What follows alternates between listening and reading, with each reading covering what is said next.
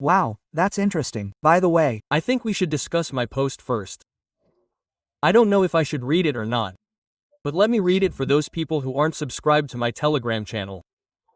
Even though we don't respect them, even though we don't honor them, even though we don't, even though they don't exist, I'll still read it just for the sake of the stream. I'd like to remind you, in quotes and parentheses, that the Twitch top-ranking channel inflates not only the stats for which Beta Kazakh gets a raise, but also the number of followers on his channel. Yes, as it turns out, the Twitch top-ranking channel forgets to inflate their followers. That is, according to the bare numbers, according to the bare statistics for 6 months, he got the most under everything. Quote, do you hear me? Do you hear me? Do you hear me? The inflators, won't let him tell you. Do you hear me? Do you hear me? Subscribers. Nkoble.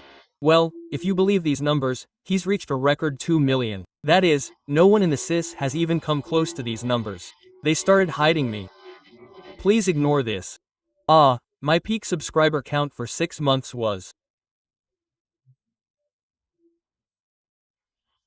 70,769, 782 subscribers, while Booster's peak count for 6 months was 745,000. Is it worth comparing my hype to Booster's?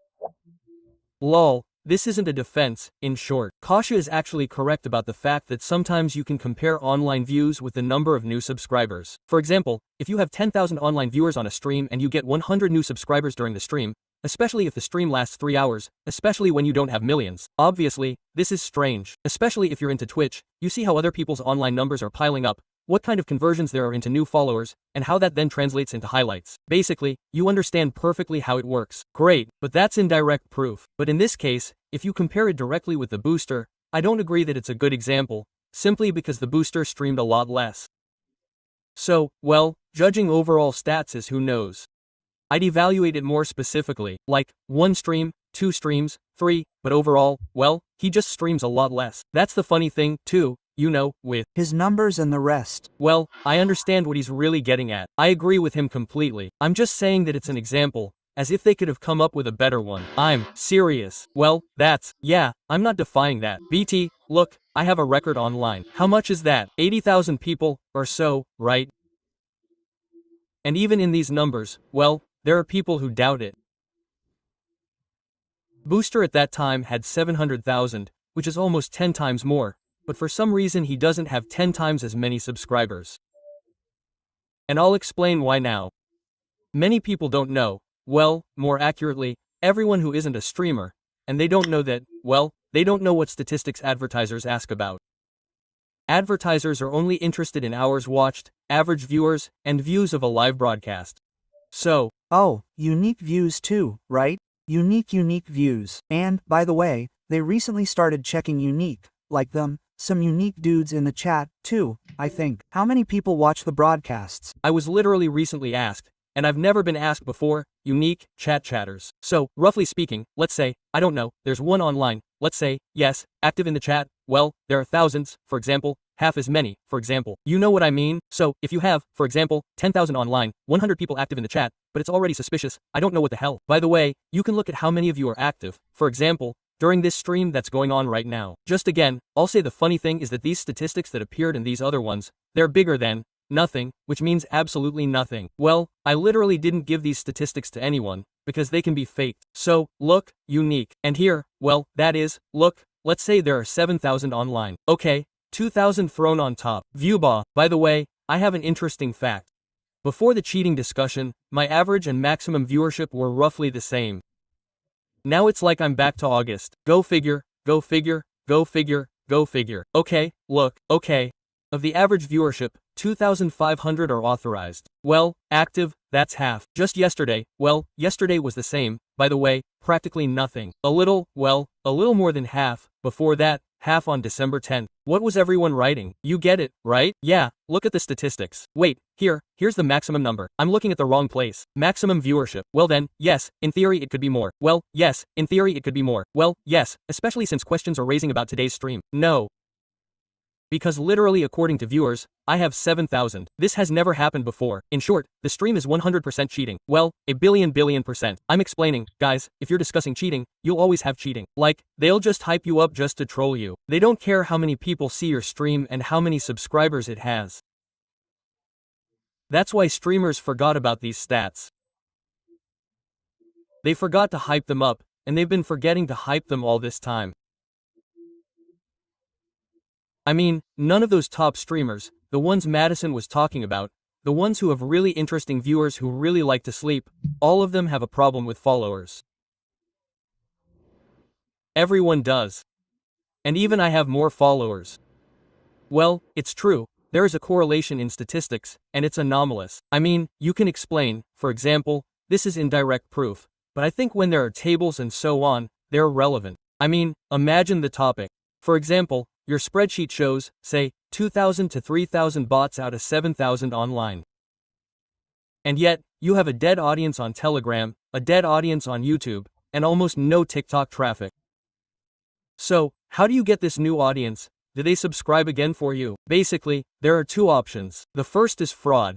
The second is audience retention, which is insane. Imagine, for several years, the same people, despite their problems in life, come and watch. Although it's obvious, well, I'm not the most popular streamer on Twitch. Well, you know, what you do has to convert into something else. It can't not convert. And considering that streams generally attract far fewer people than compilations, than TGeshka, than TikTok, you see? Yes, I can tell you that if the stats are wrong, then you're counting incorrectly. I'm telling you as an analytics lead.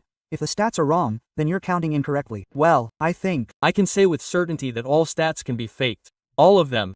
I just saw this just recently. Okay. Everyone understands. I'd like to, of course, but well, you can rig them, if need be. Not quite there yet, not quite there yet, not quite there yet. By the way, you can even play around with these stats. I just went to Twitch here specifically to show you an interesting fan fact. Sometime during the honeymoon period, a new streamer emerged as the discovery of the year. Of course, he's not a genius, but based on the numbers, he's gotten very close to Evelyn and Booster. I wonder what strategy he used for that. Opening knives, maybe he did a leak. Maybe that's the secret. Maybe you really should just do a leak on your channel every year? The king. Well, he's literally been crowned now. That's it, it's just a fan fact. Madison is currently in first place in terms of average viewership. He's still ahead of Yulon. And I'd like to mention one more thing about Evelona's subscribers, not followers, but paid subscribers. Remember when I show Speed got the most paid subscribers on his channel, or some other American streamer? It doesn't really matter. And something inside our Yosimpans just clicked. Complexes, the size of the numbers are small. It clicked right away. Elon decided to get the most paid subscribers, and then he got kicked out for cheating. And everyone was like, what cheating? It's a gimmick, it can't be. Quote. But looking at what's come to light now, you might think there really was cheating back then. Back then, I think it was about subs. If my memory serves me right, it had something to do with subs. In this case, they show statistics that are beneficial to advertisers. It's a fact. Nobody shows chat activity, the activity of activists, users, that is, the things that can reveal real people. Yes, that's why I'm talking about this, because they've just started asking about unique chat users. But I think these statistics can also be easily manipulated. Well, let's say, just ask smart bots to write something there, you know, like when I say, for example, plus chat, if there are random eggs, and that's the most convenient moment. You can simply write a plus through the bot, run a script, and no one will notice anything, because everything will be mixed up. Maybe I just mixed it up, who knows? You see? So they really didn't ban him for nothing. And Twitch is very... Oh, look at how many first messages there are. Well, think, as they say. Bans for no reason. And why doesn't Twitch itself do anything about viewer manipulation? They're banning people there. Twitch is fighting. Twitch is really fighting. I'm not kidding. Considering that, I'd tell you more, but so far, I haven't. Appel is currently because, you know, they're fighting. Yes, that's a fact. August was exactly that. Well, they tried to change the system. They just have a little more emphasis on our region, because for them, it's mains foreign and Evalonis checkboxes. The only thing I'm saying is that in August, right when everything went wrong, well, I think everyone understands perfectly well that this was done specifically to deal with the cheating, but it went completely wrong, and absolutely every factor started, in short, playing a role, and literally everyone started getting it. Even if there were live viewers, it doesn't matter at all. But at that moment, here's the funniest thing. A lot of people defended and said, so why did everyone else's online change, but these guys haven't? It's clear, you're cheating. Quote, think about it. Why didn't Yegor Creed's online viewership change in August, and even now, if you parse it, he's still heavily inflated? Why did so many other streamers, who, well, continued streaming in August, have the same online viewership? The question is specifically for those people, whose online viewership remained the same during this time. And I'll tell you this, if these people were streaming themselves, if it were possible to access their maps, which is impossible, of course, I assure you, they were paying double because some sites were asking for double the price because they needed to spin more bots, because Twitch is a scam. By the way, we discussed this when this whole thing started. I'm telling you, I've been chewing over this topic for, well, how long? 2 years. Sometimes more, sometimes less. I have a video on this topic on my channel. Now it's just like we've reached a point where, finally, a lot more people are paying attention to this, back then. Because there's proof. That's all.